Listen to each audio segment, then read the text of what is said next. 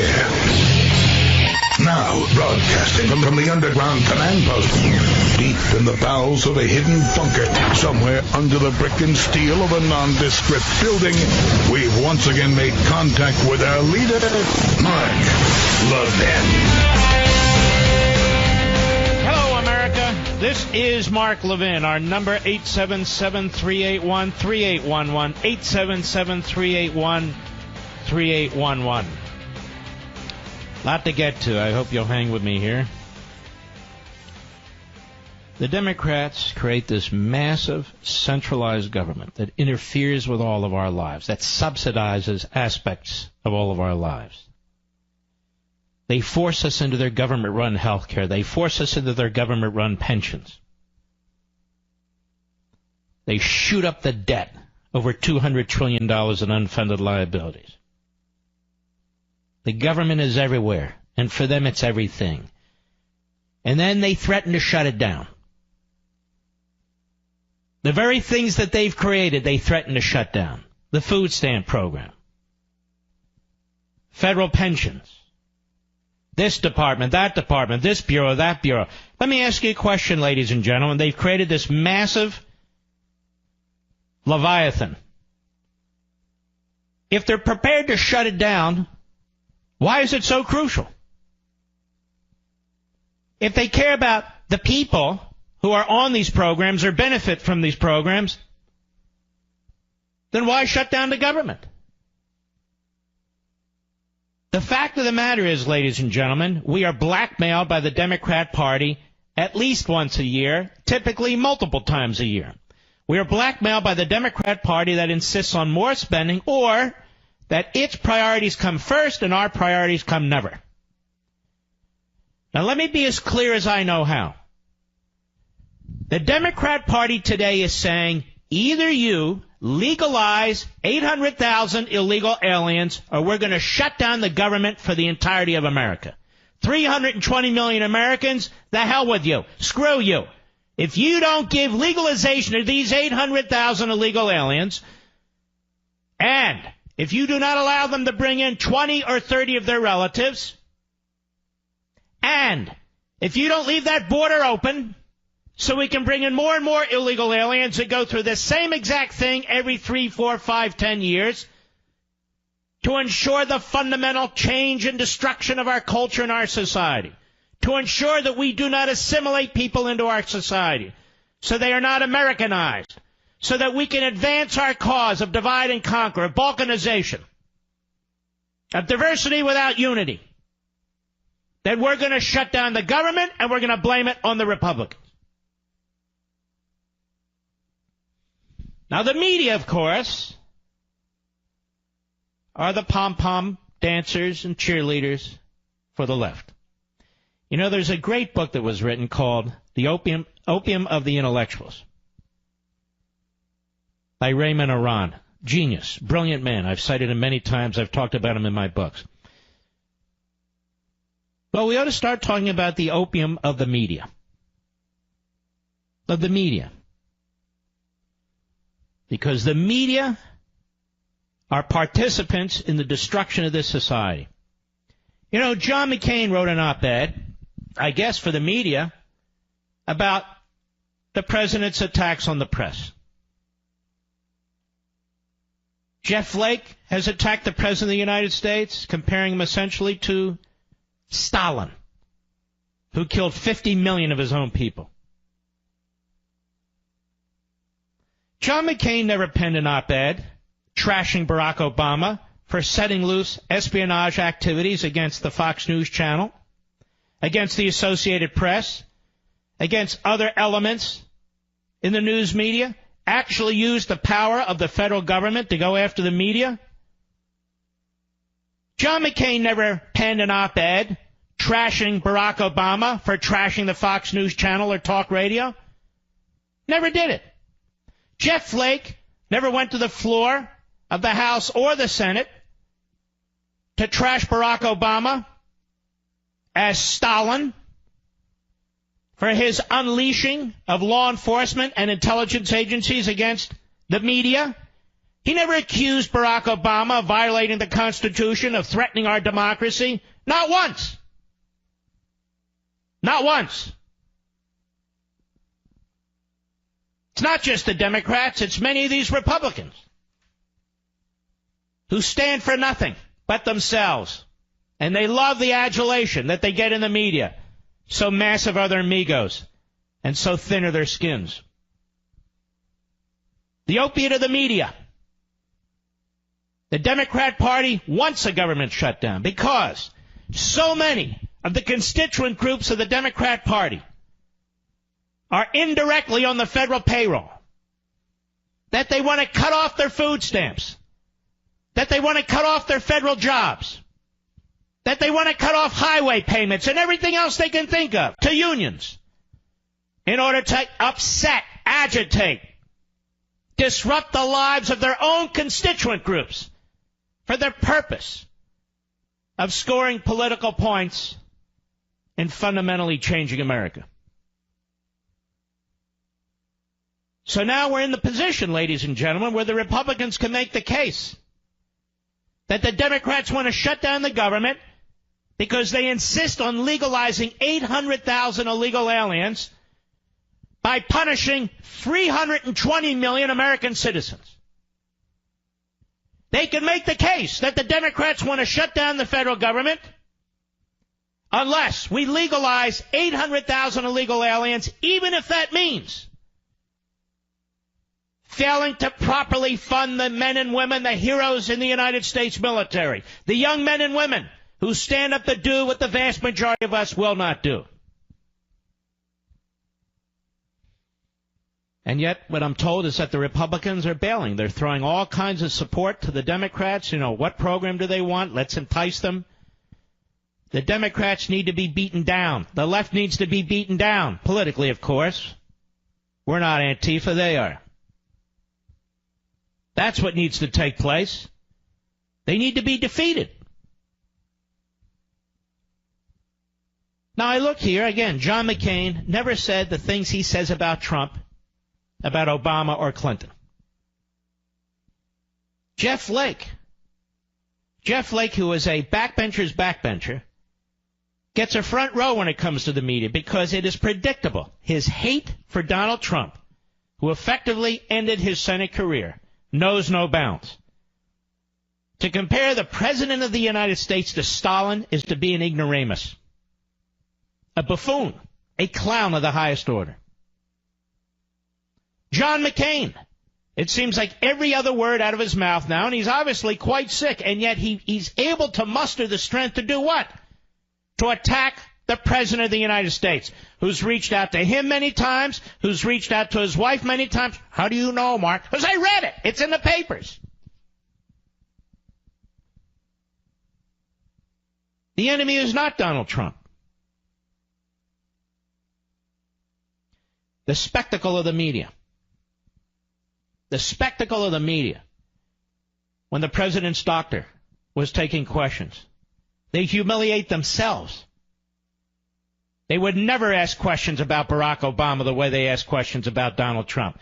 Moreover, they would never ask questions the way that they ask questions of Donald Trump to Barack Obama. They showed him the utmost respect, even when he would filibuster, even when he would take a handful of questions and give these long speeches. They never questioned the man. Barack Obama himself, in 2 autobiographies, points out that he used cocaine.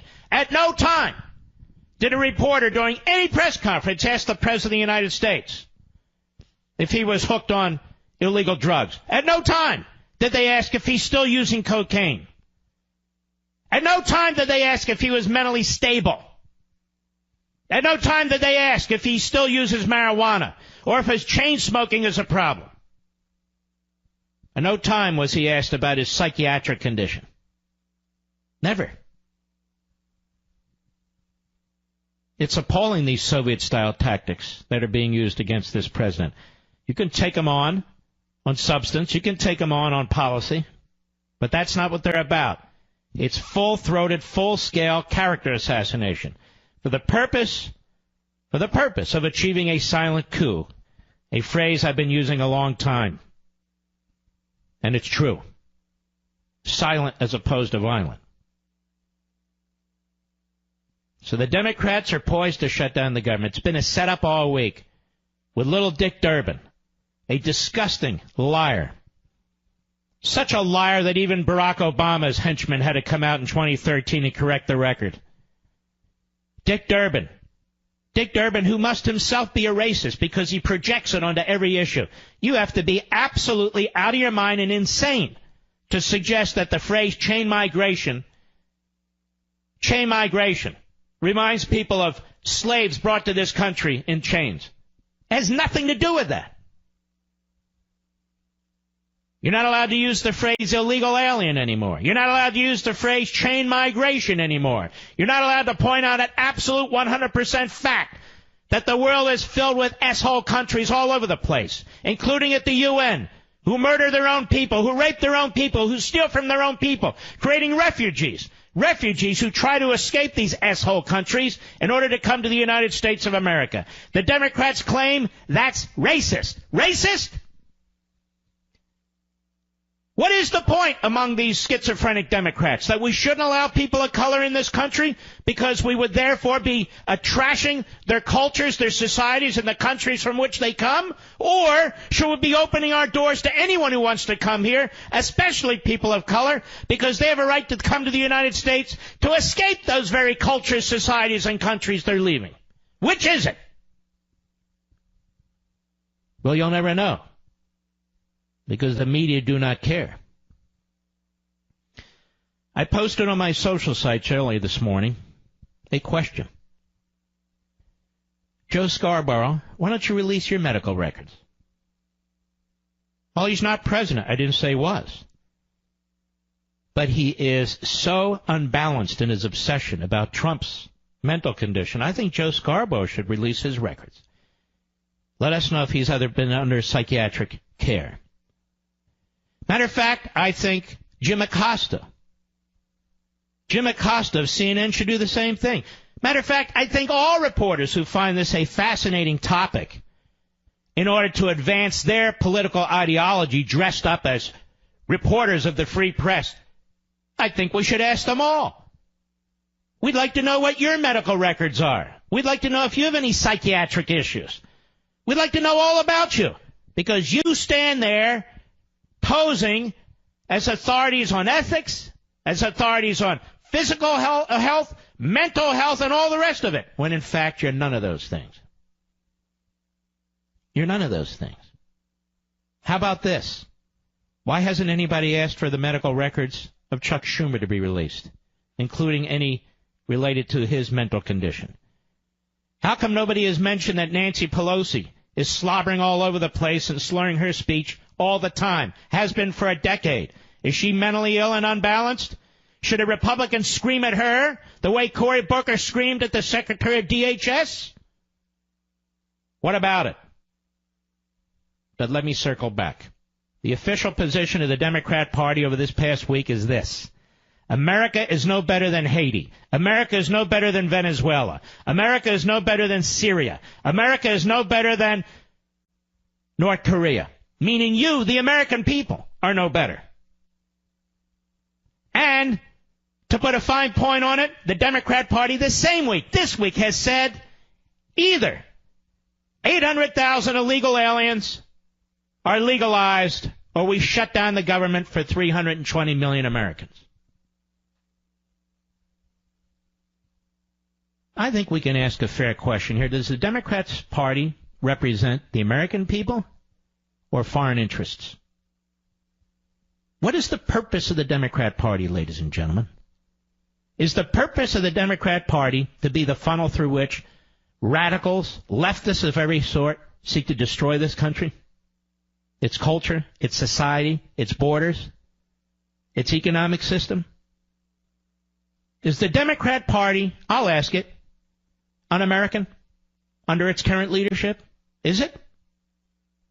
Well, if it loves America, it has a funny way of showing it. I'll be right back. Mark Levin.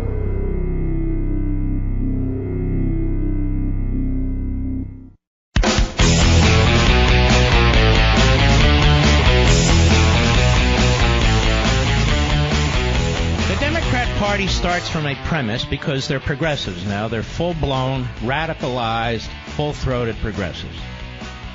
They start from a premise that America is bad, that America's founding is bad, that Americans are racists, whether they know it or not, that Americans are slovenly. They won't do the menial tasks. That Americans are overweight. That Americans steal from the rest of the world in order to pay for their own luxuries. In other words, the Democrats start from the proposition that America and Americans are evil. Yes. And you see, American history is evidence in and of itself of white privilege, founded by a bunch of white men who owned slaves. And that can never be abandoned. That can never be rectified. Civil War, 720,000 casualties or not. And yet, brown people, black people, yellow people, red people, and yes, white people, but people of color in particular, are flooding our borders to live in this white privileged, white supremacist society that can never be reformed. They're flooding into a country that, if you listen to these progressives, these opinion leader progressives in the media, in the Democrat Party, even in the sports world, if you listen to them, this country has systemic racism that can never, ever, ever, under any circumstances, be remedied. And yet, people are flooding into our country from Haiti. People are flooding into our country from Asia. People are flooding into our country from Africa. People are flooding into our country, yes, from Europe too. People are flooding into this country. The Democrat Party starts from the premise that America is bad and Americans are bad.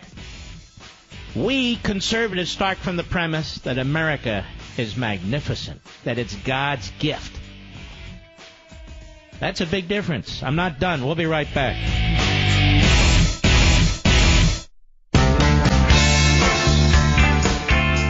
The Mark Levin Show, the pool feed for the conservative media. Dive in now. 877-381-3811. If America can never wash the stain of slavery off its hands, despite a civil war and all the rest, and by the way, I'm not saying forget it. I'm saying leave all those monuments up there. Leave all those monuments up there so we never forget it. But if America can never be considered a just and righteous society, according to the left, according to the Democrats, if America is forever condemned, then why isn't the Democrat Party forever condemned? Why isn't the Democrat Party forever condemned? The Democrat Party was the political institution through which slavery was defended and promoted.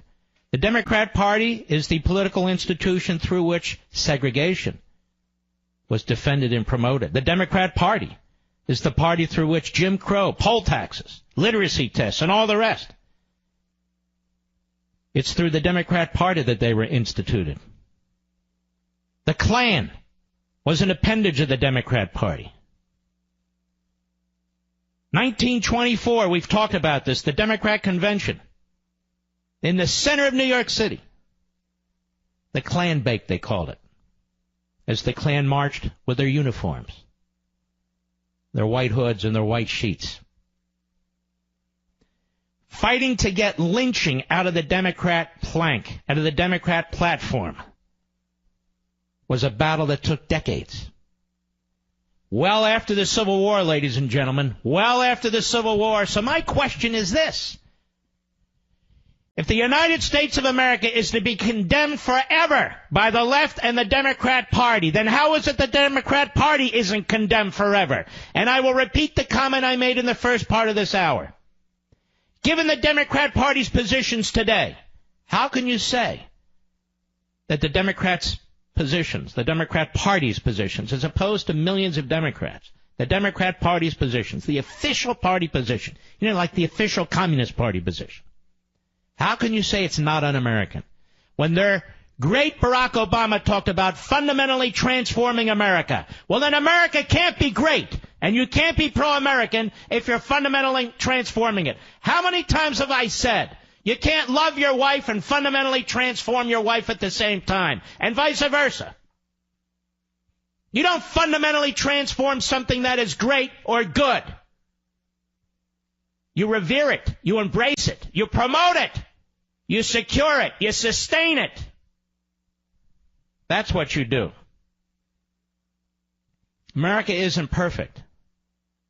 But America is the greatest idea ever put into action by mankind. It is the greatest idea ever put into action by mankind. You see, before America, there were theories. There was John Locke. There was Montesquieu. There was the Great Enlightenment in Europe among the French and the Germans and the British. There was religious reformation. Their ideas abound. But it wasn't until the founding of America that these ideas came together and were instituted in such a simple yet profound for all human time document like the Declaration of Independence. And its governing manifestation, this magnificent Constitution of the United States. A political party, the Democrat Party, has been founded now, or at least the modern form of the Democrat Party, on an ideology that rejects it all. The progressive movement rejects the Declaration of Independence. How do I know? They said so. It's in Rediscovering Americanism. The progressive movement rejects the constraints of the Constitution. How do I know? They've written about it over and over and over again. The progressive movement and the Democrat Party are one and the same. One is a hostile, alien ideology to the American experiment, and it finds a body, you know, like the movie The Alien. It finds a body in the modern-day Democrat Party. This is why they insist that there's no difference between the culture and society in Haiti, in Venezuela, in Cuba, and North Korea, and the United States of America. They insist on it, and if you disagree with them, then you're a racist. Imagine that. Democrats, the party of slavery and segregation and Jim Crow, lecturing you and me about racism. The Democrat Party, who did all it could to destroy the character of the second black man ever nominated to the United States Supreme Court. We don't need any lectures from the Democrat Party. We learn nothing from the Democrat Party. Nothing. And today, let's be honest with each other. Eric Holder infamously said we don't discuss race enough. Well, I say we never stop discussing it. But here we are, dragged here, kicking and screaming. Not for the betterment of America, not to unite America, but to divide and balkanize America, because that's the way the Democrats win. Let me be clear again, as clear as I can possibly be. The Democrat Party's official position is that if we do not legalize 800,000 illegal aliens, they're going to shut down the federal government. The Democrat Party's official position is we will not secure the southern border until we legalize 800,000 illegal aliens. The same position it has held for half a century. For half a century. And then they tell us what terms we can and cannot use. But this is the fine point I want to make. The civil rights movement today is a fraud. The civil rights movement came to be in order to promote the emancipation of the black slave. And then equality. Equality for the black slaves who finally had their freedom. They fought segregation as they had fought slavery. They fought Jim Crow in the South as they had fought other forms of segregation. And today, they defend illegal immigration. Today they defend open borders. Whereas just a few decades ago, Ralph Abernathy, the right-hand man to Martin Luther King, marched on the southern border against open immigration, limiting immigration, against illegal immigration. Walter Mondale marched with him. 20 years ago, Bill Clinton objected to illegal immigration. 20 years ago, Harry Reid objected to illegal immigration. 20 years ago, the late, great Barbara Jordan, congresswoman from Houston, headed a commission that fought the same issues that you and I talk about today. And the reason is because back then, not so long ago, they understood that the people who are most harmed by endless legal immigration and illegal immigration are the poorest among us. And the poorest among us are minorities, particularly African Americans. It amazes me right now as I speak to you that the men and women in Congress who represent these communities aren't as vocal or more vocal than we are about what's taking place in these communities. Jobs being taken from American citizens who happen to be poor. Their political clout would just as soon throw in with the progressive ideologues, throw in with the open borders crowd, throw in with the amnesty crowd, than represent their communities. When you bring in more poor people, then they take the jobs on the lowest rung of the ladder if they take jobs at all. That lowest rung of the ladder is what people need to get to the next rung of the ladder, and the next rung of the ladder, and the rung of the ladder after that. They need that first step. Particularly young people, teenagers, kids in their early 20s. They need that first job. They need the discipline. They need the work ethic. They need the money. And isn't it fascinating, ladies and gentlemen, that the big unions have thrown in on this too? The big unions that demand a $15 minimum wage know that illegal aliens are paid under the table. And they don't want to secure the border. The big unions. And all the leftists in Congress who go on and on about there ought to be a given wage. There ought to be health care for everybody. There ought to be college for everybody, while they keep supporting policies that allow the world's poorest of poor to pour into this country legally and illegally. And they know they're not paid above the table. They know it.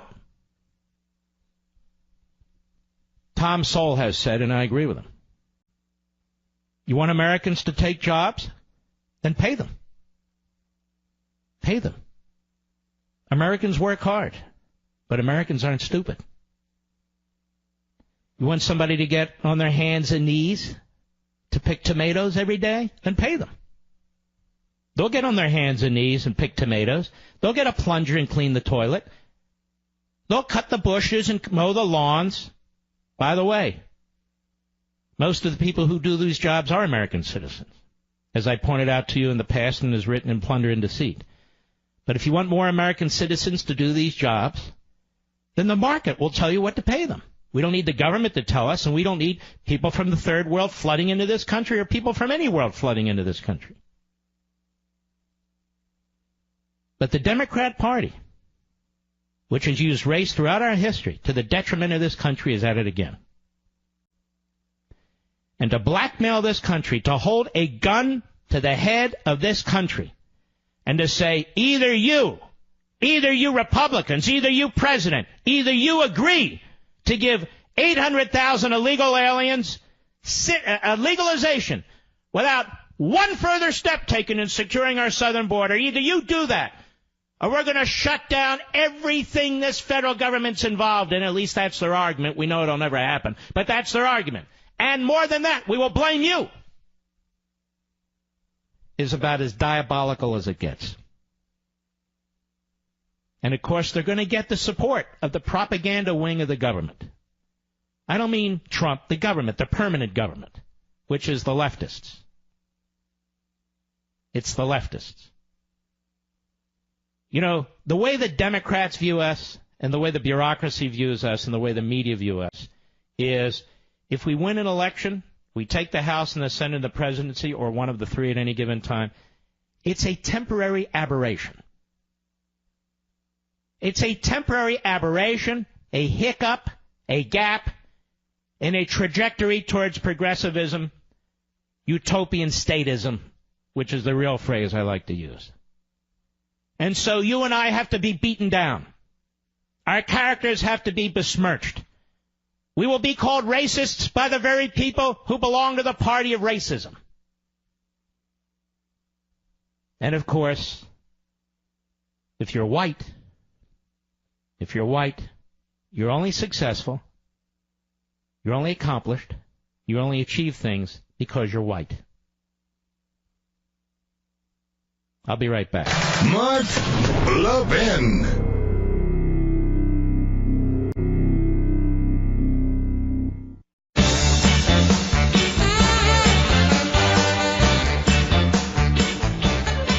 Here's something interesting. Studies show that security systems deter burglars, right? It's a fact, but there's still a burglary every 8 seconds in America. Well, how does that happen? Think about it. Do burglars give up just because some houses have security systems? No, of course not. They find a house that isn't protected. That's why securing your home is truly a necessity. So let me recommend this brilliant security system built by my buddies at Simply Safe. Simply Safe is ridiculously smart. Its sensors will protect every point of access in your home. Plus, if a burglar so much as tries to break in, an ear-shattering siren will let him know that the police are already on their way. Best of all, Simply Safe's 24/7 monitoring, just $14.99 a month, and they'll never lock you into a long-term contract. So with Simply Safe, you'll even get a 60-day money-back guarantee. So there's no reason not to try it right now. Go with the only home security I trust, Simply Safe, by going to simplysafemark.com. That's simplysafemark.com, simplysafemark.com. We have a disagreeer. Harry, Franklin, New Jersey, the great WABC. Go. Hey, Mark, how we doing? Okay, we is good. All right. I listen to you all the time. I just have one point I disagree with today. It's an argument I've heard not just from you, but from many conservatives. It is the party affiliation over ideology in the matter of history, as far as saying, like, Democrats were responsible for blocking the 1964 Civil Rights Act. And I think we're just being a little intellectually dishonest if we're not going to say that, it was kind of us, the conservatives, that were a little bit more. What are you talking about? Explain yourself. I don't think we can really say that liberals were responsible for blocking civil rights. Sir, here's the problem. You have a very superficial understanding of this stuff.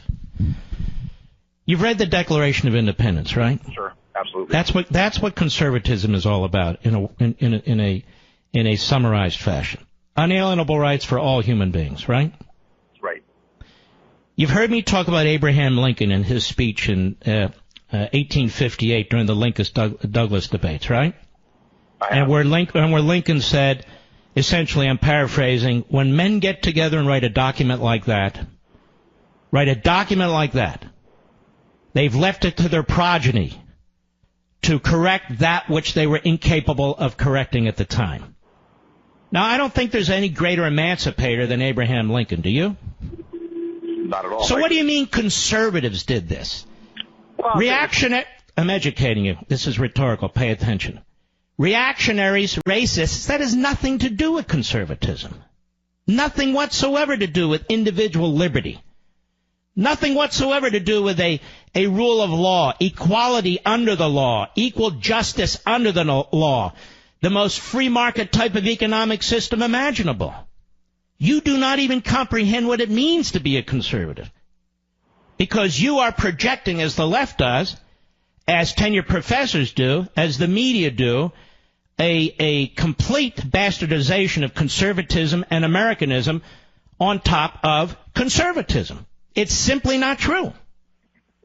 Well, I was speaking more to just modern liberalism. We connect that to Modern liberalism isn't liberal in any sense of the word liberalism. They've stolen that word. They like to be called progressives in many respects now, and you ought to call them progressives because they want people to, wow, we believe in progress. When in fact what they support is an ideology that is so contemptible, that has resulted in so much mayhem, so many casualties, that even if you support 10% of it or 15% of it or some kind of form of it, it is you, not you personally, it is they, I believe, who are promoting a very inhumane type of ideology.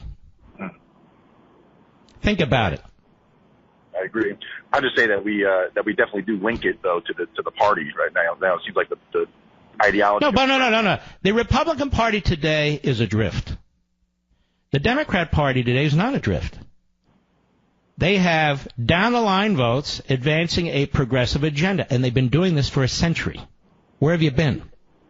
They've been doing this, really, and since the late 1800s, but it really kicked into the gear under Woodrow Wilson and Franklin Roosevelt. And today you cannot find a Democrat in the United States Senate, who embraces the Declaration of Independence. They may embrace it in word, they may embrace it superficially, but the heart and soul of that document, they do not embrace by their own votes and their own policies.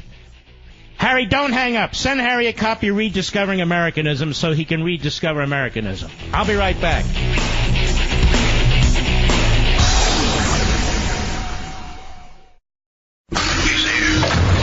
He's here. Now, broadcasting from the underground command post, deep in the bowels of a hidden bunker, somewhere under the brick and steel of a nondescript building, we've once again made contact with our leader, Mark Levin. Hello, everybody. Mark Levin here. Our number, 877-381-3811, 877-381-3811. A couple of quick things. I am amazed at all these stories about Steve Bannon and the House Intelligence Committee, and he wouldn't answer a whole bunch of their questions.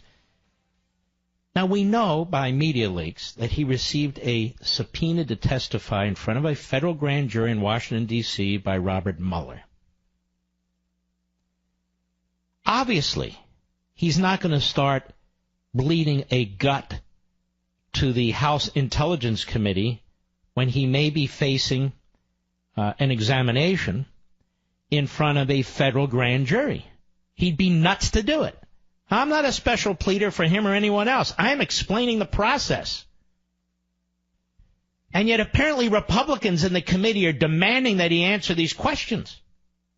I just wish they'd be so aggressive when it comes to the Democrats.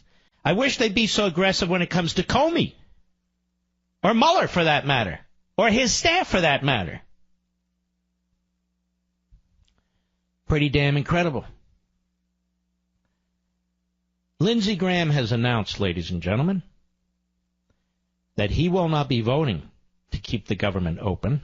He will be voting to close the government, in effect, by abstention, because illegal aliens are not receiving legalization. DACA. We've created a whole new vocabulary, see. DACA. Excuse me? DACA. Something in your throat? DACA. DACA. Not to be confused with DAPA. DAPA. DAPA. DAPA. DAPA. DACA. Dreamers. Excuse me? Dreamers. What's a dreamer? Illegal alien child? Why is that person a dreamer? Anyway, so Lindsey Graham. So here's my thought on this. If it were a conservative who said what Lindsey Graham said, I'm not voting for this continuing resolution unless we get a wall across the southern border, and that conservative kills the continuing resolution and there's a government shutdown, Mitch McConnell will be trashing this guy in the shadows, anonymously, without attribution, in Politico, in the New York Times. All of his henchmen would. John Cornyn, Lamar Alexander. You know, you get the whole conga line of them doing it. But Lindsey Graham, no. Lindsey Graham is a progressive. And if it wasn't for the screwed-up primary system in South Carolina, his ass would have been kicked out of the Senate a long, long time ago. And he could be the carnival barker that he is. Lindsey. Goober. Now, this Goober, Lindsey Graham, he's so smart that when he was in the House of Representatives and when we were dealing with, impeachment, the one area of impeachment where Bill Clinton couldn't get out of it was held, by the way, in contempt by a federal judge, was lying during his deposition in front of the federal judge. Graham argued and succeeded in telling his fellow Republicans in the House, don't put that as a count on the impeachment claim. It's not strong enough. Lindsey's always wrong about everything. He's a gadfly at best. All right, back. The government shutdown. Here are the Democrats, full-throated for illegal alien children, prepared to shut down the government against 320 million American citizens. Cut one, Patrick Leahy. Him again? Go. There's only one person who has called for a shutdown of the government, and that's Donald Trump. He's done it twice. I would hope that his fellow Republicans won't follow his demand for a shutdown. It would humiliate our country. Shut up, you idiot. Go back to the bar. Now, Chris Coons of Delaware. It's not bad enough that Delaware spawned Joe Biden. Now we have this fool. And, of course, he's on the morning Schmo show, he and Mrs. Schmo and the plagiarist, the sexual harasser. You talk about a clown show. There it is, right there. Cut two, go.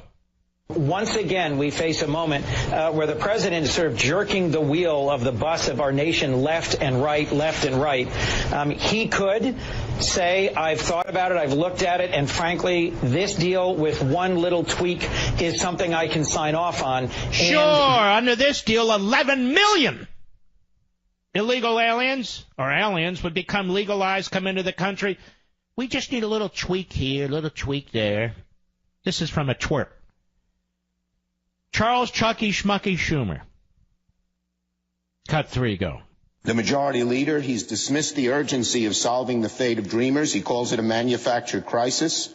It was manufactured by the Republican Party. Stop. Now, it's fascinating to me, in the first 2 years of the Obama administration, when the Democrat Party controlled the House and the Senate, they did nothing on immigration, let alone the Dreamers. Nothing. See, this is manufactured. Well, he's right about that.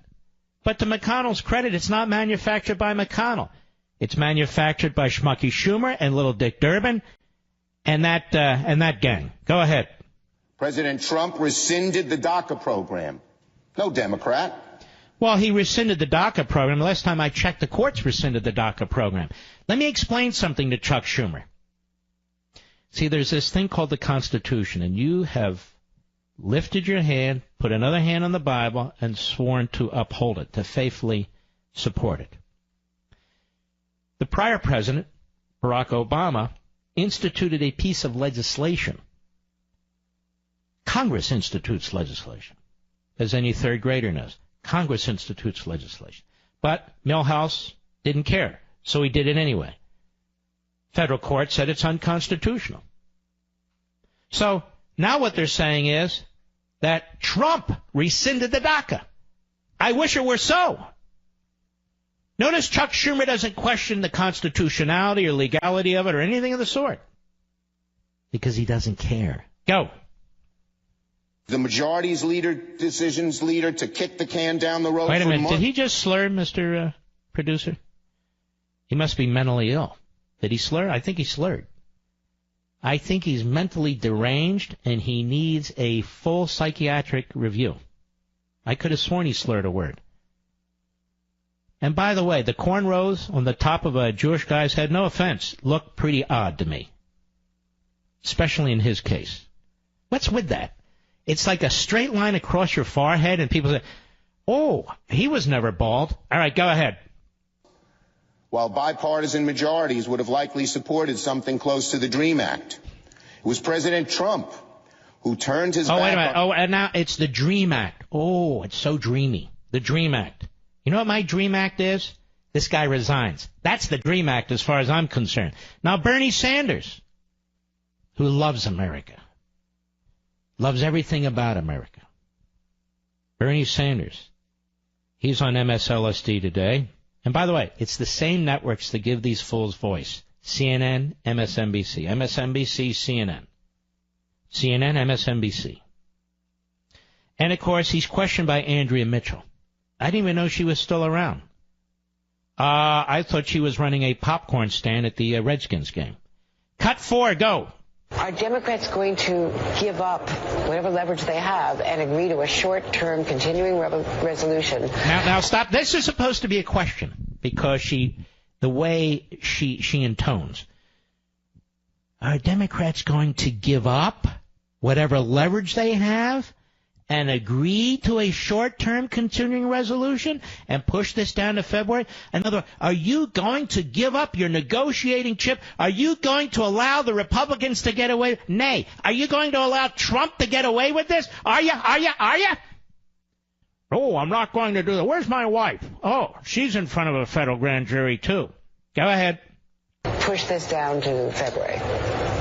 Dear Andrea, I think I speak for the vast majority of members of the Democratic caucus. We're not going to desert. Why does it always sound to me like this guy's pushing out a kidney stone? Why does it always sound to me like this guy's pushing out a big kidney stone? He thinks every utterance is so profound. Andrea, I believe I speak for all the Democratic caucuses. The caucuses over here and the caucuses over there. I speak for the Democratic caucus, being a left-wing socialist kook. Go ahead. This, to my mind, is one of the great moral crises of our time. As you've indicated. Oh, let me get this straight. One of the great moral crises of our time is making 800,000 illegal aliens legal. Okay, so I'm confused again by Bernie Sanders and his schizophrenia and that of the Democrat Party. What is wrong with deporting these people back to their magnificent societies and cultures which are on an absolute equal level with America? I don't understand this. As a matter of fact, America is a white privilege society. America is a society founded by slaveholding racists. America can never redeem itself. There's an income gap in America. There's an age gap in America. There's a this gap in America and a that gap in America. America sucks no matter how you look at it. The cops are lousy. The military's out of control. The president is nuts. Oh, well, look at this. And meanwhile, the Democrats fight like hell to keep illegal aliens in the country. Why? If Haiti's the same as America, and Venezuela's the same as America, and 190 other countries are the same as America, what's the problem? We should be encouraging them to escape from America, right? Go ahead. Young people who were raised in the United States, they spent almost their whole lives here. They know no other country. All right, stop. Okay. 45% of the people here illegally were not raised in the United States. They violated their visas. Hello? 45% of the people here illegally, 40 to 45%, were not raised in this country. They were raised in another country. That's number one. Number two, according to the Democrats, America is an S-hole. It's a hellhole. It's the same as every other country. So why are we defending and protecting these people in our own country? A country of privilege. That's number two. Number three, what does building a wall on the southern border and other physical barriers have to do with this? That's to keep future illegal aliens out of the country. But Bernie doesn't even support that. Because Bernie, hello, is a communist. Did I say it? I said it. Did I mean it? I meant it. Who the hell else has a honeymoon in Moscow? Honeymoon in Moscow. Who has a honeymoon in Moscow? Well, Bernie does. And, of course, communists who are Russians do. I bet they had a hell of a time, too. But anyway, the point is, of course, that the dreamers, how can they be dreamers in this awful country called the United States? They need to be dreamers back in their own country. The point also is, what does building a barrier, a wall, fences, what have you, on the southern border have to do at all with this? Well, Mark, that's why we want a clean bill. No, you don't get amnesty. And amnesty, and amnesty, and amnesty again. What Andrea Mitchell should have said, if she were a serious reporter, rather than a popcorn vendor at the Redskins game, what Andrea Mitchell should have said is, well, Senator, being a Democrat and all from Delaware, you know, you guys have done this before. You did it to Reagan in 86. In 2006, you passed a bill to fund a border, a clean bill. You haven't funded that yet. Now you're asking the Republicans to support amnesty for 800,000 illegal aliens, who, by the way, are not children. They're in their 20s and 30s. Got it? They're in their 20s and 30s. Why do you expect them to fall for this again? But Andrea is not a real reporter. She's part of the Praetorian Guard. Man, this show's going fast. I'm out of time. I'll be right back. Mark Levin.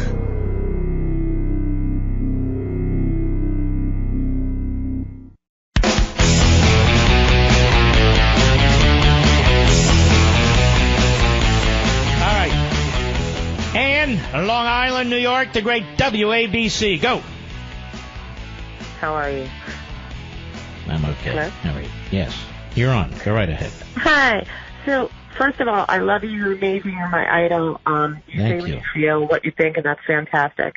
I am an employment-based immigration lawyer, so I can't say what I feel or else I'd be tarred and feathered. All right, let's slow down a second. You're an employment-based immigration lawyer, all right? That's correct. Got it. Yeah. Go ahead. So I was just calling because I heard that tweet from Chuck Schumer about how the Republicans or Congress, I think it was Republicans he was mentioning, had been kicking this can down the road. And I just wanted to understand, like, what can exactly, because we've had Democratic Congresses, and TPS has been extended since 2001. And DACA, we were a group of like 600 immigration lawyers when the White House made their announcements. We were all together at a conference, and everybody was screaming and jumping, so excited about this ridiculous executive order that came out. And so I'm fully supportive of figuring out what we're going to do with the Dreamers. Ending TPS. That should not, it's temporary. TPS is temporary. When there's something terrible, we're not going to go back to your country. But my question is, yes, it seems like an impossible proposition. Yes. How do we take 600, El Salvadorians and deport them? How do we do this? Well, we don't. Hold on. Let me just lay it out. We don't round them up the way Dwight Eisenhower did, put them on yellow buses and send them over the border. He sent back 1 million illegal aliens. He said this was a poison to society, and that we have to uphold the rule of law. And he was trying to protect American workers, American immigrants, American farm workers. And so that's unnecessary. But if we would start cutting off benefits, start cutting off job opportunities, doing that sort of thing, many of them would leave on their own. Now, Mitt Romney called it self-deportation, for which he was attacked. It's probably the best, most honest thing Mitt Romney ever said. But the left leaps. They lurch. They're like piranha, and they go after him. And then, of course, guys like Lindsey Graham and McCain and the others, they join in. Yeah, what the hell's wrong with them? Yeah. What is wrong if people leave on their own? What is wrong if you get rid of some of the incentives that the courts haven't imposed for people to come to this country in order to participate in our welfare system, our food stamp system, our Social Security system? What is wrong with that? So you discourage them from coming and you discourage them from staying. That's number one. Number two, Ann, as you know, it's not even DACA that's the issue in terms of the real numbers. Almost half of the people here illegally have violated their visa stays. They have committed perjury on their visa forms. And not only once, but twice. They have to fill out these forms, sign these forms from the sending country, and then when they come into our country. Well, why aren't those people rounded up? They're not 4-year-olds and 8-year-olds and 10-year-olds for the most part. They're grown adults who lied to come to this country and will not leave. They actually do know other countries. They did come here at every fault of their own. How come that's never in the discussion? That would be a good start, don't you think? I agree. I do think, though, that we need a complete overhaul of the system, of the entire immigration system. Well, why should we have a complete overhaul of the system when we have 500 cities, counties, and states that nullify federal law? Why should we have a complete overhaul of a system when if they do not get their way, they're going to nullify that system anyway? This all right, Ann. Now allows people to ask for relief that we need to stop giving. That's all. Yeah, well, you're never going to get it through this Congress. Maybe you heard of Lindsey Graham. Just saying. Thank you, Ann. Great call. We'll be right back.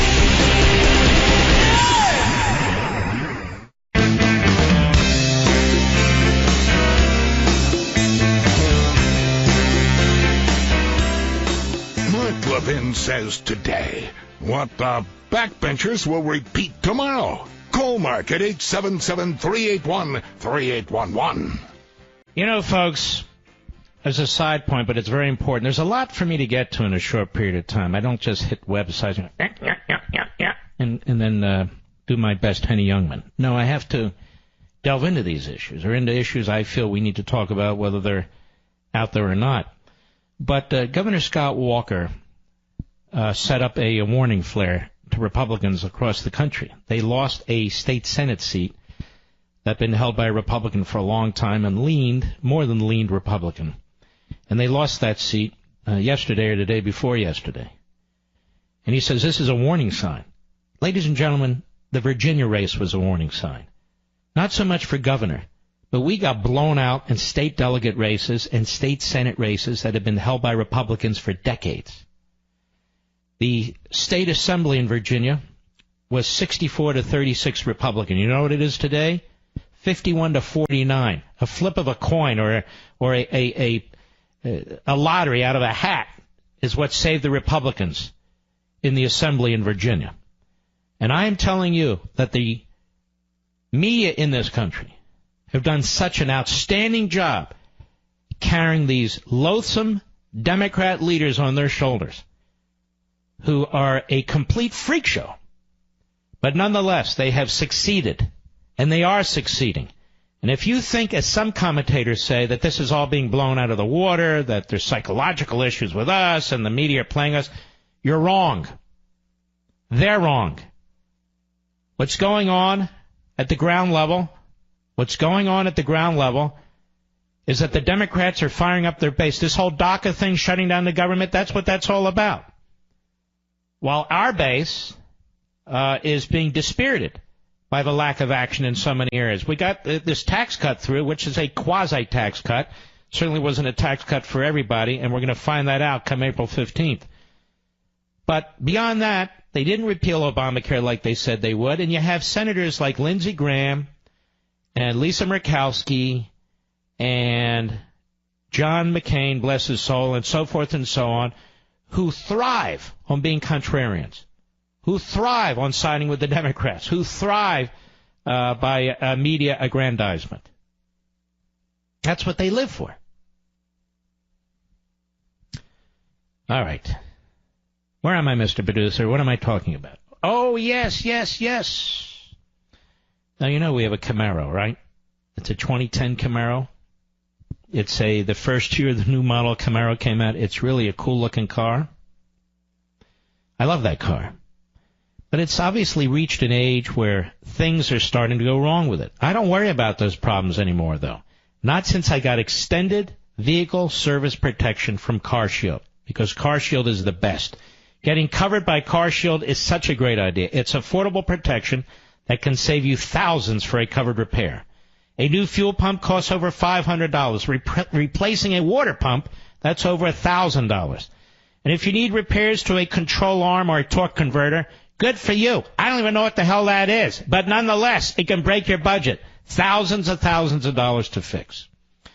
Now, they even have plans that cover your car's computer, GPS, electronics, and much more. CarShield is the ultimate in extended coverage. And they get your favorite mechanic or dealership paid directly. That is a big deal. You're not out of pocket. You're not waiting for your reimbursement. They pay them directly. Sign up right now and get 24/7 roadside assistance and a rental car while yours is in the shop. Save yourself from high repair bills.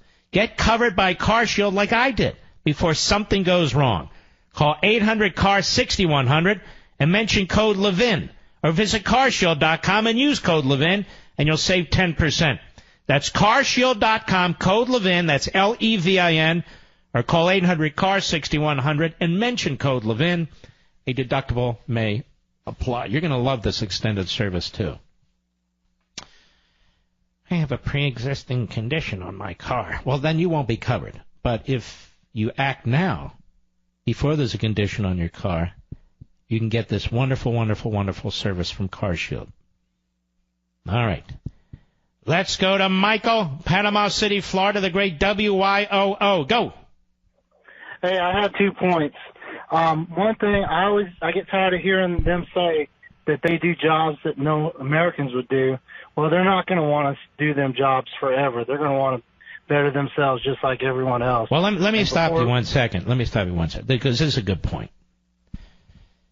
Why do people believe that every single person who comes from overseas into this country will do jobs Americans won't do? Where's the evidence for that? There's not. It's anecdotal, right? Well, I hired so-and-so. Well, I watched so-and-so. And yet I went through the statistics the other night that are in Plunder and Deceit. Most of the janitors in this country are American citizens. Most of the landscapers in this country are American citizens. What else? You name, most of the taxi drivers are American citizens. I'm in construction, and I see where they lower the wages, and then they bring more people over, and then you can't compete against them. Of course. And the same liberals that say, you need a living wage, keep bringing people in here who get paid under the table. On the one side of their mouth, they're talking about a $15 minimum wage, which is crazy to impose that on any business. A business will decide what the minimum wage is. And then on the other hand, they want the importation of people into this country, that the only thing many of them can do when they first come to this country is the same type of a job. And so we never call them out on this. We never call them out on how they're playing one group against the other, how they're the true racists in the way they conduct themselves, how they're harming poor people in this country, how they're harming people who have limited skills and education in this country. Go ahead. And my son is a Border Patrol agent, and he sees where it would save the Mexicans almost as much as it saves the Americans by having a wall, because, they try to get here and they die in the process because you can't carry enough water to make that trip sometimes. Mm-hmm. And so what you're saying is, and I've argued this too, putting real physical barriers on the southern border is actually very humane. We have a process to come in. You don't have these coyotes, as they're called, bringing people in, paying them fees, raping the people, abusing them, and so forth. It protects those people, and it also protects this country. But let me ask you a question, sir. These people are trying to get to this country to escape what? A hellhole. Just wanted to put a fine point on that. All right, Michael, thank you for your call, my friend. Let's continue, shall we? Jerry, Charlotte, North Carolina, Sirius Satellite, go. Mark, I just wanted to comment on what I heard earlier today. I've followed politics since I was in college, and I'm very well familiar with media bias and spin,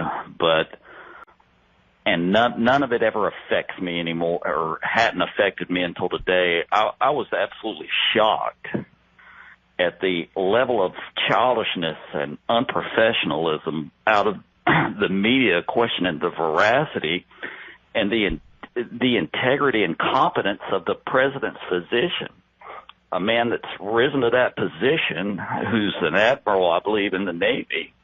I've never heard anything like that.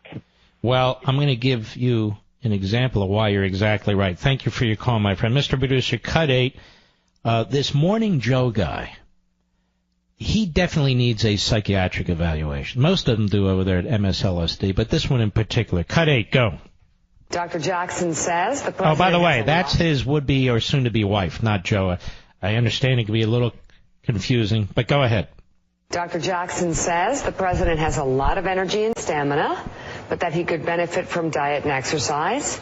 He claims the president is 6'3". Well, let's stop. What do you mean he claims the president is 6? That's just a snarky, moronic Mika Brzezinski. Truly idiotic. Just like her dad. Go ahead. Weighs 239 pounds. Whoa, wait right there. I weigh 229. How do you like that? I used to weigh 200 and, what did I say? 48. All right, go ahead. The Internet self-proclaimed girthers aren't really buying that weight claim. Girther is an obvious Wait a minute, claim. who's cackling in the background there? To quote media, is that Mr. Deliverance? Go ahead. Conspiracy. Some are even putting the president side by side to compare him with athletes of similar height and weight. See, folks, this is a real show on MSNBC. A childish, stupid, moronic show. Go ahead. And, yeah, I'm not sure. Anybody want to comment? I'm not sure if it makes me feel better that is she dumb as a doorknob? I'm sorry, I don't mean to offend. Maybe I need to bring Cory Booker in to yell at her. Is she dumb as a doorknob? I used to think Mr. Deliverance was. Now I think the competition is on, for sure. Go ahead. That he has no cognitive issues. Makes me feel worse and more worried for the country. Oh. Well, it's just the way he is. I think what we learned here is that it's not any kind of an illness, that if he's a bad guy, erratic or changes his mind. So what, are they bringing a homeless guy to say that? Who is that? Go ahead. First, it's his personality. He bullies people. He accuses them of giving sexual favors. If he maligns people, if he lies, if he calls countries S-holes, this is all not due to some sort of mental deficiency. Well, sadly, all those behaviors are part of the normal spectrum. This is who he is. This is who he is. Fantastic. Some of the numbers are hard. By the way, believe. isn't this the network that carries Al Sharpton? I'm just trying to remember. I think it is. It is, right? I just want to be very, very clear on that. We'll be right back. Mark Levin.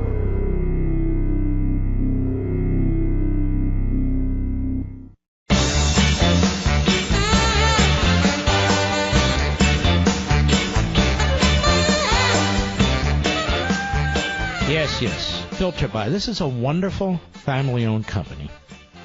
It's in America. They came to us and they said, we have a wonderful product. And we can actually help make sure that people are breathing clear air in their homes. We know there are these huge warehouse stores like Home Depot and Lowe's.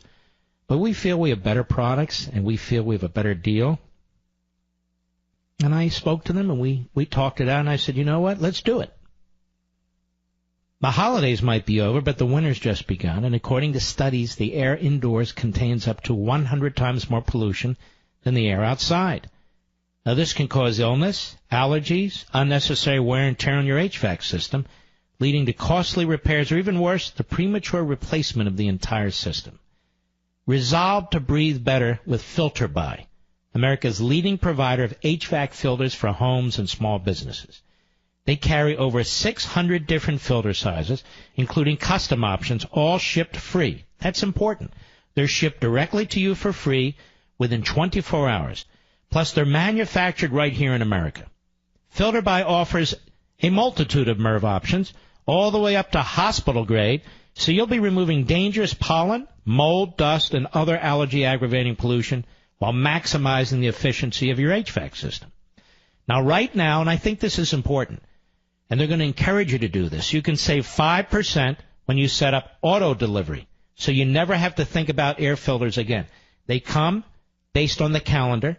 So you can take your dirty filters out and put your new filters in, and you'll remember, not because you have to remember, because they're going to remind you. It's outstanding service. Save money, save time, breathe better with filterby.com. That's filterbuy.com, filterby.com. Now, Mayor Bill DeCamio, he's on the Morning Joe. Now, I want you to think about this. The Morning Joe brings on all these hostiles to the President of the United States. Plus, you've got the two malcontents sitting there, Mr. Deliverance and Mrs. Deliverance, soon to be. From time to time, they have the plagiarist in there. They used to have the sexual harasser in there. It's, quintessential MSLSD. And, of course, Sharpton has a show and, whatever. But they're repulsed by the president. They're not repulsed by each other. I must say, Objectively speaking, if I was sitting at that table, I'd be repulsed by everybody sitting around me. Oh, yeah. Talk about deranged and so forth. And, of course, right to the bitter end, Mr. Scarborough, Mr. Deliverance, was defending John Conyers. John Conyers, who couldn't keep his hands to himself and couldn't keep his pants on. Joe Scarborough was defending him.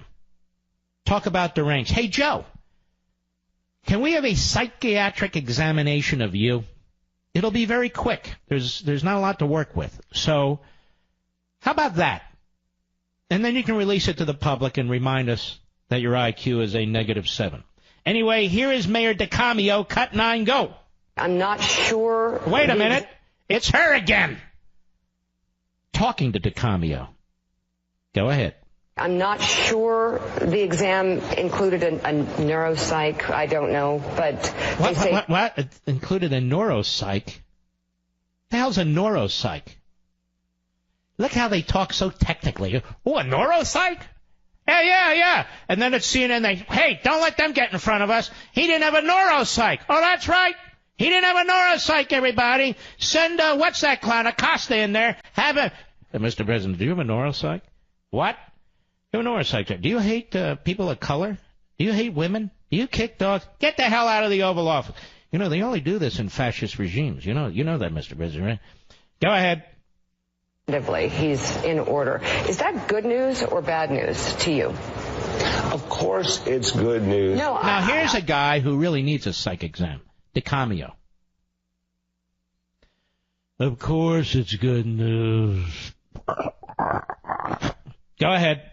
Because it then takes the behavior Stop. Why am I doing this to myself? Why am I doing this to the nation? Enough of this already. She can't even complete a sentence. Meanwhile, she's got the morning schmo sitting next to him, and that jerk, she completes the sentences for him. You know, I remember when they were on the radio.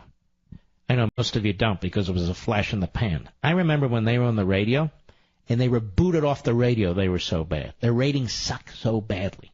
And I remember their swan song when they said, we're going to take a little respite and reboot. We're going to recreate our program and make it even more invigorating, even a bigger ratings killer than it is today. And they disappeared. I thought they'd never come back again. Then they're resuscitated by MSLSD, such as that is. Go ahead. Oh, I'm done with it. Good. Forget it. I don't want to hear any more of it. Sorry. And I want to apologize to America for playing that clip.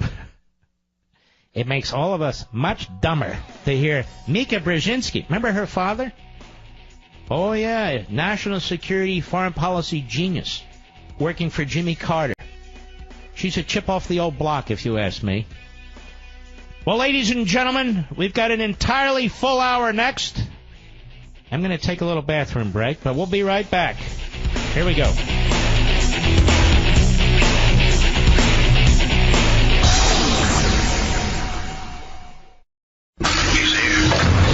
He's here. Now, broadcasting from the underground command post, deep in the bowels of a hidden bunker, somewhere under the brick and steel of a nondescript building, we've once again made contact with our leader, Mark Levin. Hello, everybody. Mark Levin here. Our number, 877-381-3811, 877-381-3811. Listen to this. This is what I'm talking about. Bernie Sanders. Talk about Code Pink. This man's the original Pinko. Cut 5, go. You there? Cut 5, go. Oh, the machine's broken, believe it or not. Okay. Let's all count to 10. All right, well, we're going to have to pass it. The Enco machine is not Encoing, so we can't play any clips. Well, you know what? First of all, government doesn't take care of the working class of this country. Those of you in the working class of this country, I assume it's anybody who works. Is the government taking care of you, or is the government taking from you? The government taking care of you? See, this is a put-down of the American worker. This is a put-down of the individual. When you get up in the morning to go to work, is it the government that does that? When you work throughout the day, is it the government that does that? When you go home to your family, is it the government that's responsible for that? The government's like the mob. It takes a percentage of whatever you earn. I don't care what you earn. The government takes a percentage of what you earn. The government doesn't help you. I'm talking about people who are actually working in the private sector. Let's take care of the middle class, the working people. No, you're not taking care of anybody. Meanwhile, the primary responsibility of the government is defense of the federal government. So now, it's not a matter of taking care of working people. He wants to take care of this massive welfare state and redistribution of wealth. So $1 for the Marines will only occur if we have $1 increase in food stamps. This is where the man's coming from. Meanwhile, China's on the rise, Russia's on the rise, Iran's on the rise, North Korea's on the rise. It's a dangerous man. Very, very dangerous man. All right. There's a big story about this ex-CIA officer suspected of compromising Chinese informants in the New York Slimes by Adam Goldman. And I want to get to this, not only because this is really outrageous, but there's another point I want to make. A former CIA officer suspected by investigators of helping China dismantle America's spying operations and identify informants has been arrested, the Justice Department said today. The collapse of the spy network was one of the American government's worst intelligence failures in recent years.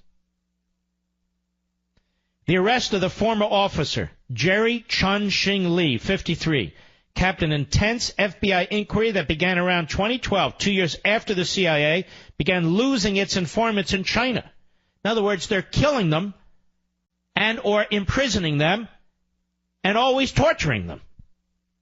Investigators confronted an enduring mystery. How did the names of so many CIA sources among the agency's most dearly held secrets end up in Chinese hands? Some intelligence officials believe that a mole inside the CIA was exposing its roster of informants. Others thought that the Chinese government had hacked the CIA covert communications used to talk to foreign sources of information.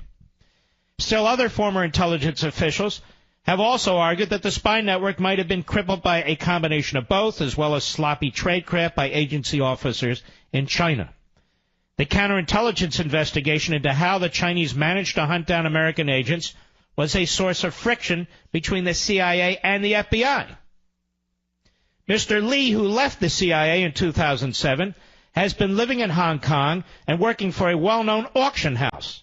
He was apprehended at Kennedy Airport in New York on Monday and charged in federal court in Northern Virginia with the unlawful retention of national defense information. Mr. Lee had previously traveled to the United States in 2012 to live with his family in Virginia. It was during that trip that FBI agents searched his luggage during hotel stays in Hawaii and Virginia and found 2 small books with handwritten notes that contained classified information. Did he have a private server, by the way? I'm just curious if he was receiving email on his private server. Let me continue. He later made his way back to Hong Kong after being questioned by FBI agents in 2013. It's unclear why Mr. Lee decided to risk arrest by coming to the United States this month. In the books the agents found, Mr. Lee had written down details about meetings between CIA informants and undercover agents, as well as their real names and phone numbers, according to court papers. Prosecutors said material in the books reflected the same information contained in classified cables that Mr. Lee had written while at the agency. And the story goes on. This is really quite horrific because patriots, heroes, people who are assisting the United States were executed. Some of them are now in gulags being tortured. Now, here's my question. I have a lot of questions tonight. Here's my question. Do we have a Senate Intelligence Committee? Do we have a House Intelligence Committee? What is the main focus of these committees? The President of the United States? There's no collusion whatsoever. And yet how many how many people hours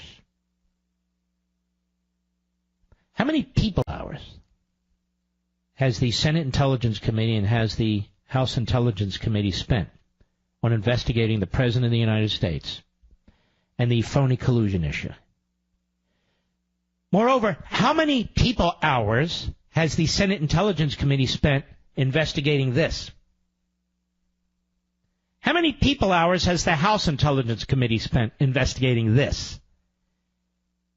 This is an enormous problem for the United States.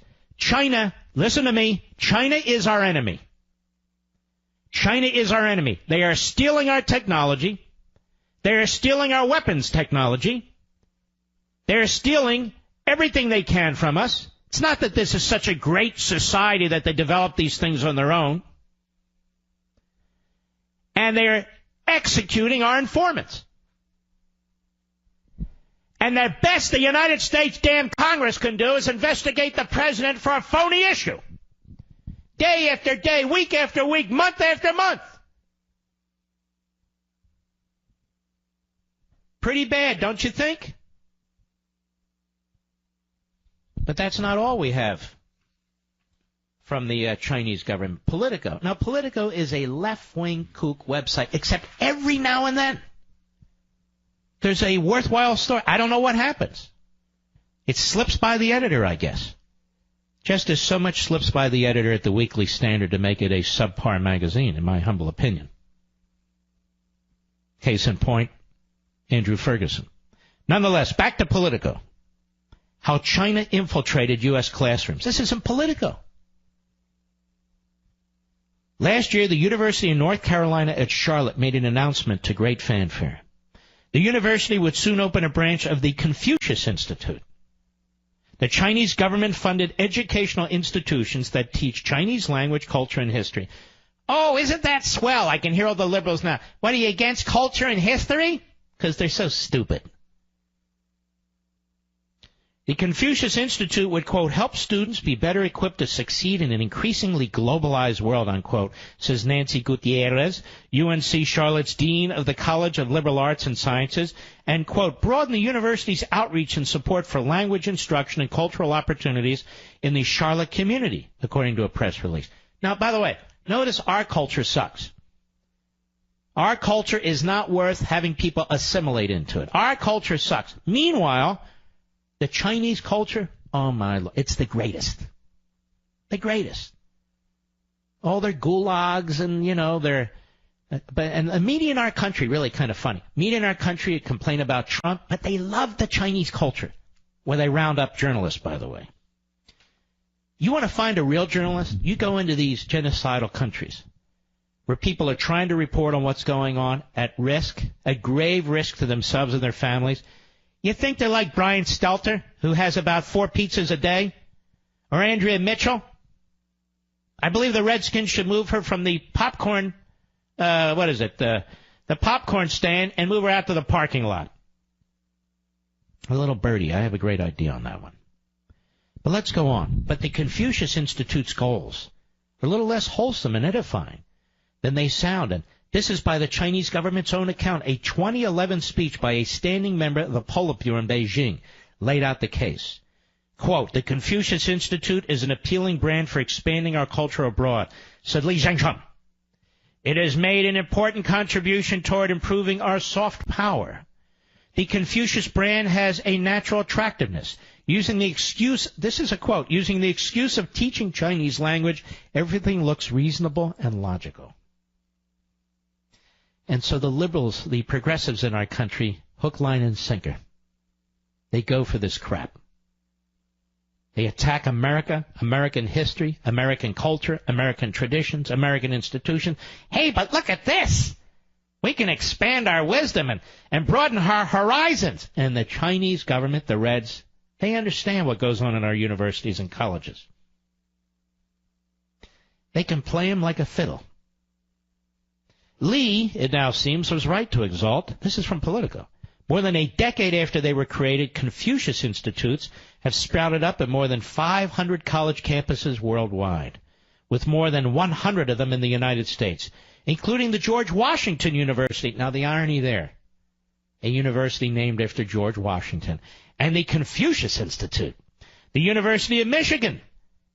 Doesn't our buddy Larry O'Connor, isn't that his favorite school? I think it is. And the University of Iowa, overseen by a branch of the Chinese Military of Education, known colloquially as Hanban. The institutes are part of a broader propaganda initiative that the Chinese government is pumping an estimated $10 billion into annually, and they have only been bolstered by growing interest in China among American college students. What happened to English, history, mathematics? Now we have Confucius says. Yet along with their growth have come consistent questions about whether the institutes belong on campuses that profess to promote free inquiry. Really? Where is this debate taking place? I don't believe this debate's taking place anywhere. Confucius Institutes teach a very particular Beijing-approved version of Chinese culture and history, one that ignores concerns over human rights, for example, and teaches that Taiwan and Tibet indisputably belong to mainland China. Take it from the aforementioned Lee, who also said in 2009 that Confucius Institutes are, quote, an important part of China's overseas propaganda setup. Critics also charge the centers have led to a climate of self-censorship on campuses that play host to them. Despite years of these critiques, including a recent outcry at the University of Massachusetts at Boston and the shuttering of Confucius Institutes at two of the nation's top research universities, they're still growing in number in the United States, albeit at a slower clip than a few years ago. Several opened on American campuses last year. And vanishingly few schools have rethought the institutes and closed. You want to know why? Money, money, and more money. You want to know why else? They agree with them. They're trashing America, like a good, tenured university professor or college professor. They're trashing America. Now, Mao's China, which is what this is, forget about Confucius. Mao's China slaughtered and has slaughtered more human beings than any other government in the history of mankind. More than Stalin and even more than Hitler. This is what amazes me when we have these Marxist organizations marching against our founders as slaveholders while they're promoting Marxism, which slaughtered, in total, 100 million human beings. 100 million human beings. Hey, but we have the Confucius Institute on our campus, and aren't we swell? And when I go into these social circles and go into the faculty lounge, we have this wonderful Confucius Institute. Aren't we broad-minded liberals? Yes, we are. We teach Chinese. We teach Eastern culture. We teach, how America sucks, how America's imperialistic and colonialistic, and the great Chinese government. Now, he says, I contacted half a dozen of these colleges, these Confucius Institutes, and several officials said in interviews that they're not looking back. Now, that's the progressive mindset. We never look back. We don't care about history. We don't care about human experience. We look forward. We only look forward. And what do you look forward to? More of our power and more of our ideology and more of our power and more of our ideology. Coordinate the efforts of overseas and domestic propaganda and further create a favorable international environment for us, Chinese Minister of Propaganda Liu Yangshan. I have to say it fast because I can't pronounce them. If I say it fast, it sounds like I know what I'm saying. Liu Yangshan exhorted his compatriots in a 2010 People's Daily article. Don't you love these repressive regimes? We're the People's Republic. And you're reading the People's Daily, and if you disagree with us, we will kill you. All right. I'll be right back. Mark Levin.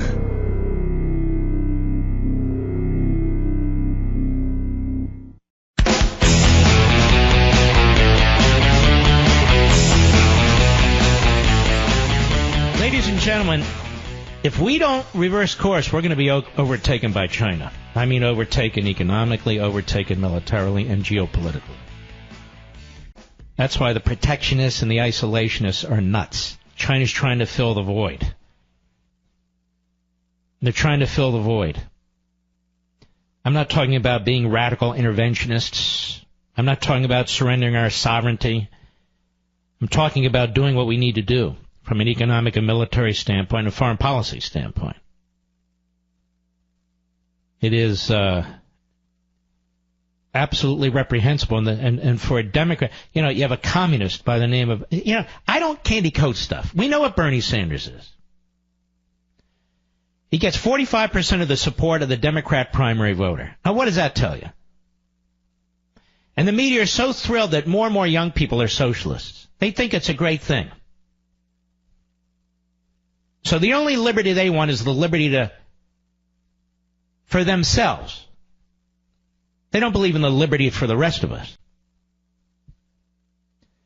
But China, if we continue on the course we're on, where we only can raise our spending in the military if we raise our spending for the welfare state, which is what Obama started and McConnell agreed to and Boehner agreed to, we're never going to get off this hamster wheel. We're just not going to get off this hamster wheel. And all these debates about, the president this, and you don't like the way he tweets and so forth. China is on the move. Russia's on the move. Our enemies are on the move. When we come back, a really remarkable story about a senior Democratic staffer on Capitol Hill and how the Democrats in Washington, well, they just love everybody, but not quite. We'll be right back.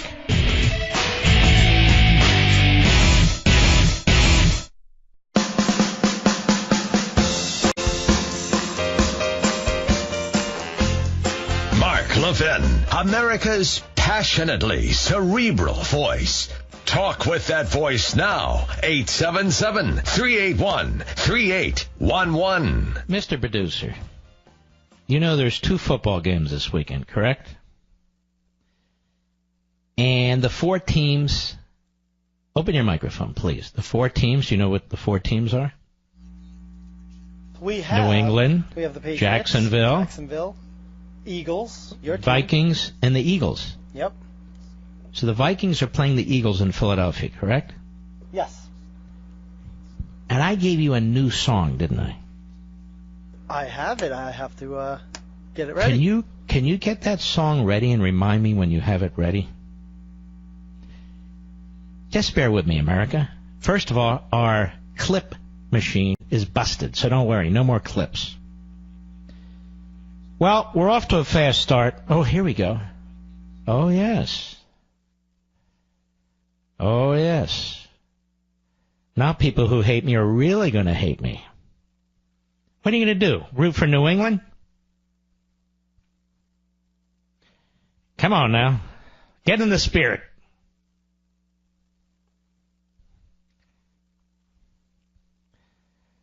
Oh, yeah. I like this song. Do you like this song? It's a good song, right? Even from a Steeler fan like yourself. Just a little bit. Here's the good part. Get ready.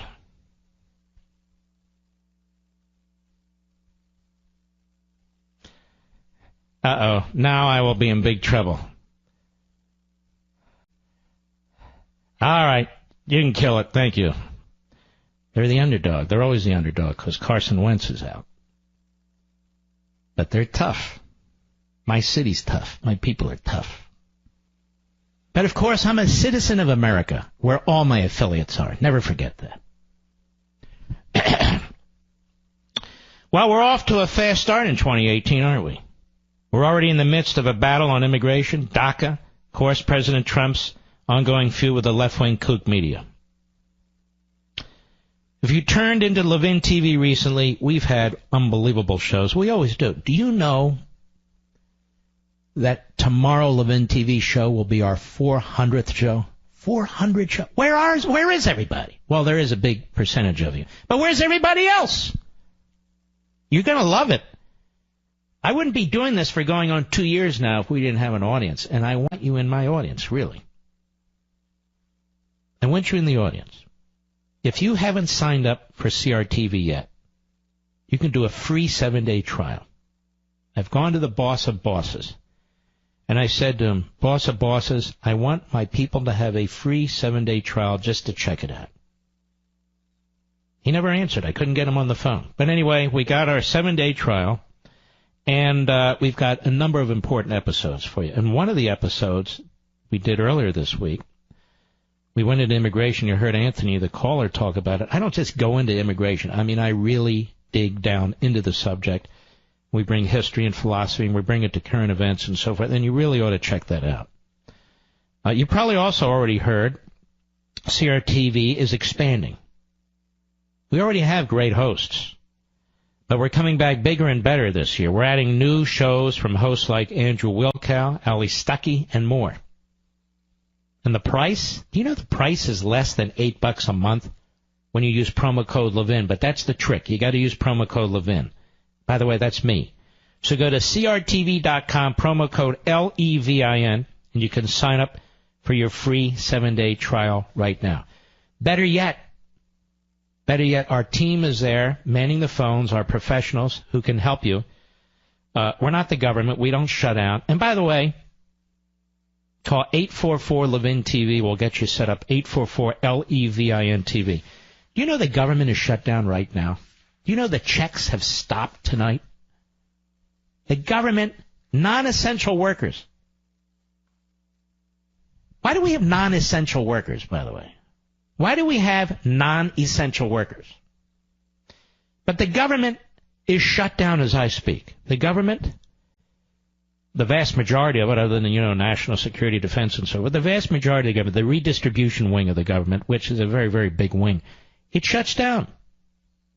9 to 5 and they're gone. Shuts down on the weekend, shuts down on 3-day weekends, shuts down on the holidays, shuts down when it snows, shut down when there's a report that it might snow. They're shutting down all the time. Oh, my God, it's shut down right now. What will I do? You'll live. That's what you'll do. Did I tell you about... where am I, Mr. Producer? Are you there? CRTV. So I finished with CRTV. Okay, I got carried away there. There's a story I want to touch on here in the Washington Free Beacon, and it's another media sources too. Senior Democratic staffer, we do not care about anti-Semitism. What's with the Democrats? The number 2 over there at the DNC, the demilitarized, the Democrat National Committee, the number 2 is Keith X, a.k.a. Keith Ellison, a.k.a. Farrakhan supporter and admirer. A senior policy advisor to Democratic Senator Patrick Murray, Democrat of Washington, said her office in the United States Senate Committee on Health, Education, Labor, and Pensions does, quote, not care about anti-Semitism, unquote, according to 2 people who attended the meeting. Now, I don't know this firsthand. I'm just reading what's reported in several news outlets. They call this the Help Committee, by the way. The Help Committee is currently weighing the nomination of Ken Marcus as Assistant Secretary for Civil Rights at the Department of Education. Marcus has been the target of an aggressive campaign waged by leading anti-Israel groups seeking to derail his nomination. Marcus has worked to combat the boycott, divestment and sanctions movement, BDS, on college campuses, and is the founder of the Louis D. Brandeis Center for Human Rights Under Law, a pro-Israel group, and quite frankly, a fairly liberal group. During a meeting on November 28 with Sarah N. Stern, a former colleague of Marcus and president of the Endowment for Middle East Truth, or EMIT, a senior advisor to Murray on the Help Committee told Stern, the committee does not, quote, care about anti-Semitism in this office, unquote. Quote, we don't care about anti-Semitism in this office. We care about transgenders. We care about blacks. We care about Hispanics. We care about gays. We care about lesbians. We care about the disabled. We don't care about anti-Semitism in this office, he said. Stern's aide, Jennifer Deckel, confirmed the comments and said she was taking notes during the meeting. I wonder where little Dick Durbin's going to be on this. Because apparently we have S-holes in the United States Senate. Stern first addressed the comments revealing that Democratic members are not concerned about the anti-Semitic elements of the campaign against Marcus. In an editorial for the Jewish News Service published Tuesday, she provided the full quote to the Washington Free Beacon, saying she found the remarks particularly egregious. Eli Zubnik, a spokesman for Senator Murray, questioned the accuracy of the remarks attributed to senior advisor, saying, "This is not an accurate quote and certainly doesn't reflect the position of the office." First of all, genius, an office doesn't have a position. A person has a position. Notice he didn't say it doesn't reflect the position of the senator. The senior advisor did not immediately respond to requests for comment by the Free Beacon.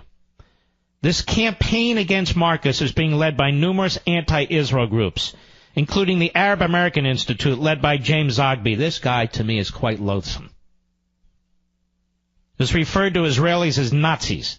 The National Students for Justice in Palestine, which has members who have openly celebrated murders of Jews, and Palestinian Legal, which has defended professors who have posted anti-Semitic comments online.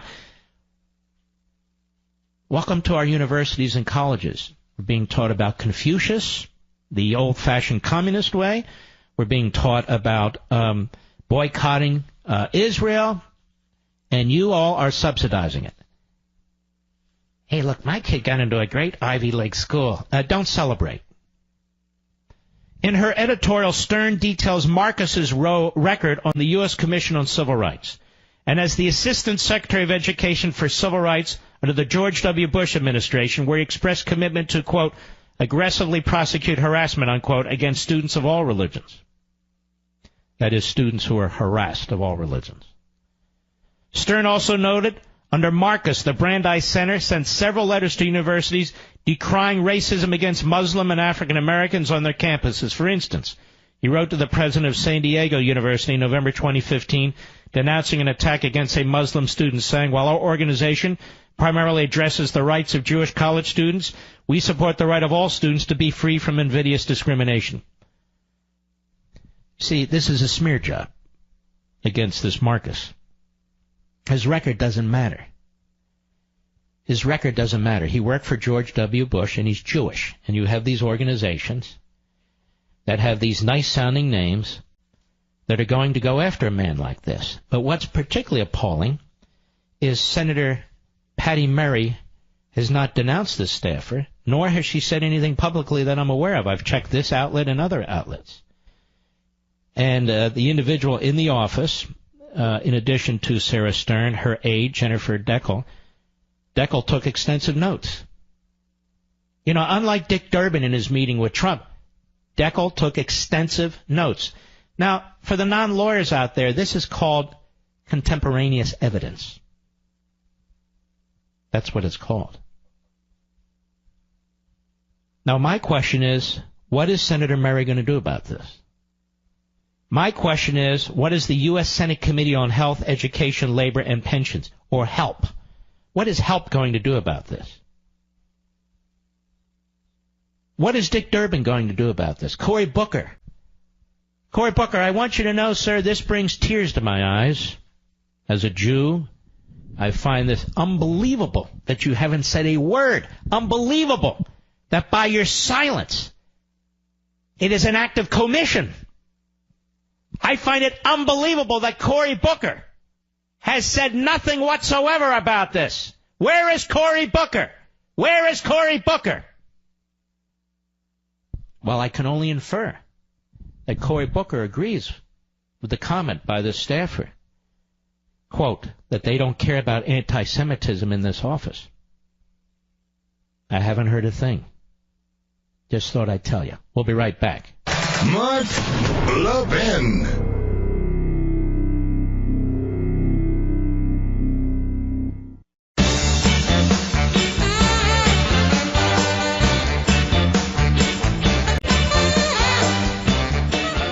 By the way, Trump is colluding more with the Russians here. Reuters, exclusive. Trump accuses Russia of helping North Korea evade sanctions, says U.S. needs more missile defense. I'm sure Putin is thrilled that Trump was elected and not Hillary. And by the way, who is undermining missile defense Again, under another Republican president. Who's refusing to appropriate the funds necessary to build up our military in the face of what Russia's doing? The Democrats. So who's colluding with the Democrats? Who do you think Putin prefers? Schumer and Bernie Sanders and little Dick Durbin or Donald Trump? Well, of course, the Three Stooges he prefers. Wouldn't you if you're Putin? And what happened to all those code pink Republicans jumping up and down for Putin and the Russians? I wish we had a leader like Putin. You out of your mind? Let's see. Goals for 2018. Now, I've got them. Is this where I am? Yes. But I can only achieve them if I sleep well. And thankfully, I have a Casper mattress. No kidding. And it helps me get a great night's sleep. The Casper mattress has a unique combination of foams that provide the right pressure relief and comfort so you feel perfectly balanced. And thanks to the breathable material, you're guaranteed to sleep coolly. Plus, the mattresses are built to last for years. Basically, since I've gotten my Casper, I've gotten the best sleep ever. So I know 2018 is going to be a great year. Try Casper yourself for 100 nights. That's over 3 months in your own home. Why would you go to a strip mall, go into a retail shop with big windows for everyone to look in, while you put your head on a mattress and a pillow that 412 people have already put their head on? Ever hear of lice? Anyway, they ship it for free in a compact box. Plus, if you don't love it, you don't have to put it back in the tiny box. They just come and pick it up and refund you everything, no questions asked. Start your ear off right with a guaranteed great night's sleep every night. Take your mattress, lean it up against the wall, and try my Casper. Try yours for 100 nights in your own home with free shipping and returns. Go to Casper.com/Mark and use code Mark to save $50 on the purchase of select mattresses. I don't know why they did this, but you got to use Mark twice. It's Casper.com/Mark and then enter code Mark to save $50 on the purchase of select mattresses. Terms and conditions apply. So the Democrats are colluding yet again with the Russians by undermining our military, which helps the Russian military. And get a load of this from the Daily Caller. Chuck Ross. FBI agent shared Russia probe information with Christopher Steele. Remember him, the ex-British spy working with the Kremlin? An FBI agent shared the name of former Trump campaign advisor George Papadopoulos with Trump dossier author Christopher Steele during a meeting in early October 2016. That new bit of information was revealed in a column published Wednesday, today, by Washington Post columnist David Ignatius. Uh-oh, David. You blew it. For your side. Ignatius reports that Steele, a former M16 agent, met with an old FBI contact in Rome around October 1, 2016, to share findings from his investigation into Donald Trump's and the Trump campaign associations with the Russian government. At this meeting, the FBI official asked Steele if he'd ever heard of Papadopoulos, reports Ignatius, who cited an official familiar with the meeting as his source. The former British spy was... Let me just stop here. The corruption at the top levels of the FBI seems to know no bounds. We have a rogue senior-level force over there at the preeminent federal law enforcement agency. Comey, the leaker, apparently the leaker of classified information. Comey, the cover-up artist. Comey, in my view, who obstructed justice, in my view. McCabe, who was the number 2. His lovely wife was running for the state senate. Got over $500,000 from Hillary's bagman, the ex-governor of Virginia, McAuliffe. And if that's not a humiliating historical fact now in Virginia. Virginia's had such great governors, and now McAuliffe is on the list. They're going to have a bust of McAuliffe, a guy with a bag over his head. Then we have that guy Stroke, or whatever his name is, too many consonants, whatever it is, who was having an affair and at the same time texting his lovely with trash mouth talk about the President of the United States. That is Trump, who he unleashed an investigation against and may well have been involved in leaking with her. It appears that Mr. Steele, the ex-spy, the ex-British spy, that the FBI wanted to actually put him on the payroll. I mean, it is horrific what's taken place. And let's not forget Mueller, who used to head the FBI. Sergeant Clouseau over there. Lots of stuff going on over there. But McCain, John McCain, well, he attacks Trump. See, Trump's the problem, ladies and gentlemen. Not the Democrats, not the leftists, not the media, not the leakers at the top of the FBI, not the CIA guy who revealed everything to the Chinese and so forth and so on. Not the failure to secure the border. No, Trump's the problem.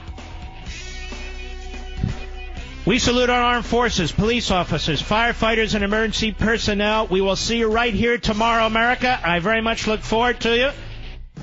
In the meantime, God bless.